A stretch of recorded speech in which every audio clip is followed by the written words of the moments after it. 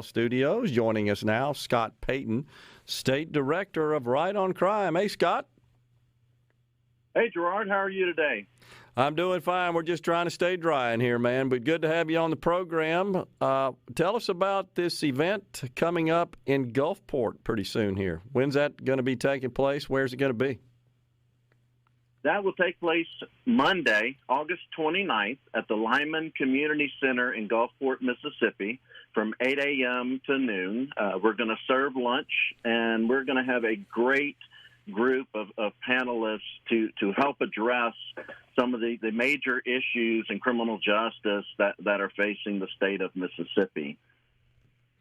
What do you have some speakers of note you can share with us lined up? Absolutely. We're very excited to have Bradley Lum.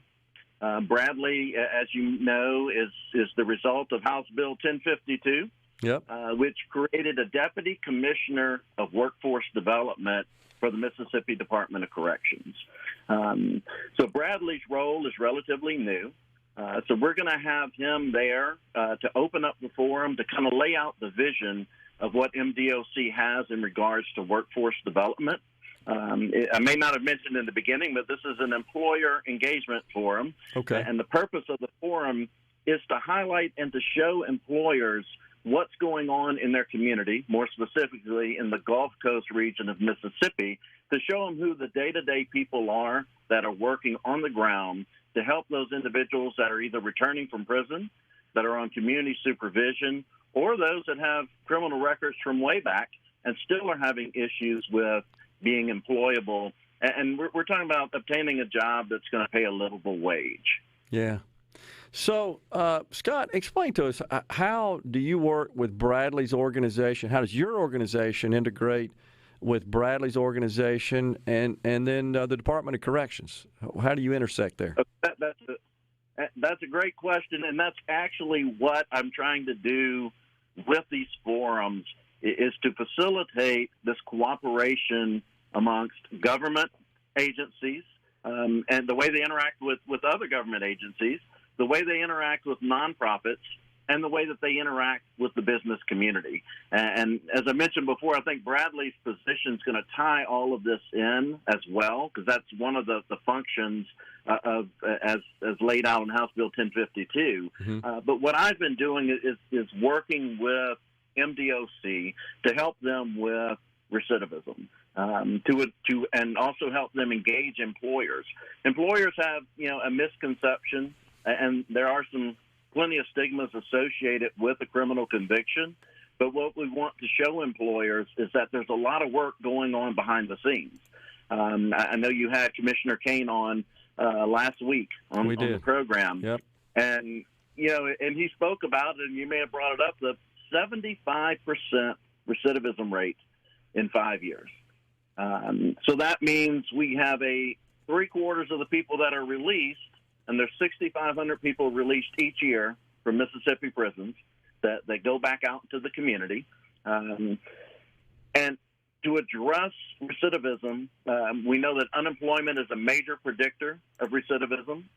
We also know that individuals with a criminal background, they have a 27% higher unemployment rate than those that do not. And in preparing for this Gulfport forum, Gerard, I found some interesting statistics. The Gulfport Biloxi MSA, according to the census, that four-county region, which is Hancock, Harrison, Stone, and Jackson, the population is 388,000 people just in that general area.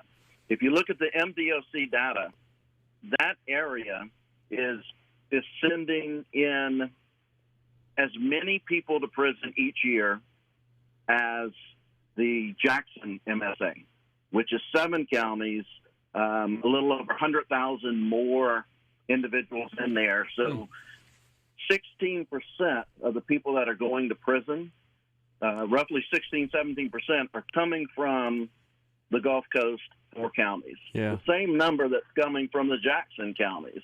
So conversely, they also have a large number, the overwhelming percentage of people being released from prison are coming back to the Gulf Coast region. So what we want to do is show employers what's happening at MDOC, and that's why we coordinate with MDOC so that they can show the good things that are going inside the prison walls, the programming that Commissioner Kane spoke of. I'm sure he mentioned, but he turned, the Alcatraz of the South, Angola, into a reentry effective program there that has recidivism in the single digits.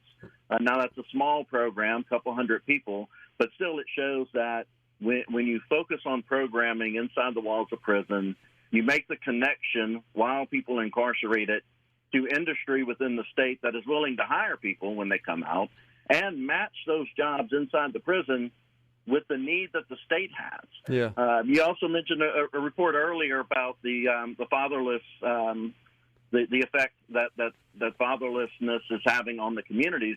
Well, the unemployment with people that have criminal backgrounds, there is an effect on the community in the same way. We're paying for it, whether it's out of our taxpayer dollars. We're paying for it with a high crime rate. Sure. We're paying for it with more victims. We're paying for it with more people being incarcerated. And Gerard, these are people that are already out. And some businesses and some of us, on the outside are holding these criminal convictions on these people, forever. With no nexus to public safety. There are certain people that come out that may not be able to be employed by certain industries for public safety reasons, and that's understandable. Yeah. But the overwhelming majority of people, it's going to be hard to make that nexus between what they did 10 years ago and the job that they're applying for today. Scott, how has the attitude changed in the employer community towards those who have served time? Gerard, I hope it's not out of desperation, because we know employers need employees. They need to develop that workforce. So employers have been looking into alternative sources for workforce development. And what we're trying to do with these forums and through the information and through our contact with employers is let them know this is a workforce that you can develop for the future. It's not a temporary fix. The majority of those that have served time or have a criminal record in the past, the statistics show that they're more loyal, more dependable. One, because they know they may not get another second chance. Yeah. And some of the same issues that employers are having with people that don't have criminal backgrounds, like soft skills, the ability to even read or write, the ability to understand that you have to show up for work on time, and those type of things.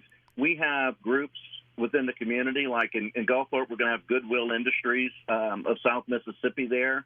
We'll have Mr. Tripp Harrison there to explain what Goodwill has been doing for decades or for centuries, since the inception in the 1800s, to help prepare the community for the workforce.